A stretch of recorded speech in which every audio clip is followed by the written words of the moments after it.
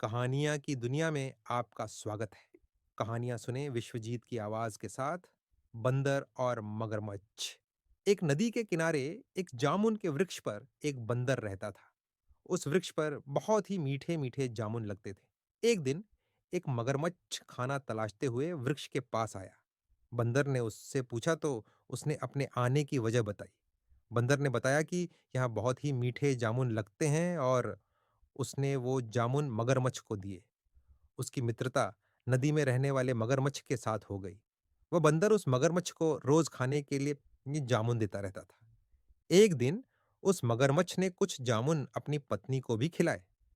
स्वादिष्ट जामुन खाने के बाद उसने यह सोचकर कि रोजाना ऐसे मीठे फल खाने वाले का दिल भी खूब मीठा होगा, उसने अपने पति से कहा कि उसे उस बंदर का दिल चाहिए और वो इसी जिद पर अड्डी अच गई।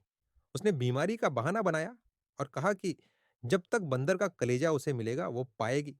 पत्नी की जिद से मजबूर हुए मगरमच्छ ने एक चाल चली और बंदर से कहा कि उसकी भाभी उसे मिलना चाहती है। बंदर ने कहा कि वो भला नदी में कैसे जाएगा।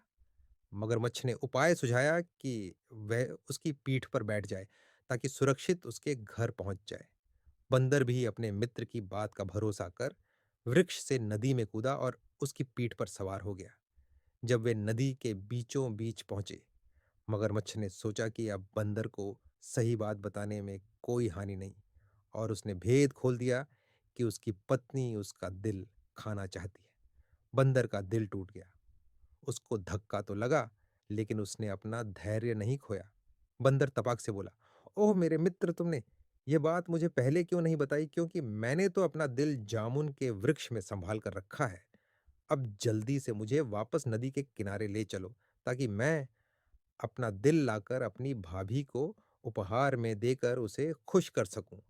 मूर्ख मगरमच्छ बंदर को जैसे ही नदी किनारे लेकर आया, बंदर ने जोर से जामुन के वृक्ष पर छलांग लगाई और क्रोध में भरकर बोला, मूर्ख, दिल के बिना भी क्या कोई जिंदा रह सकता है?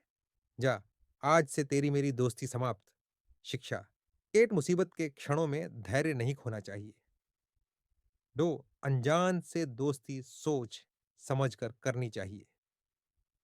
थ्री, मित्रता का सदैव सम्मान करें।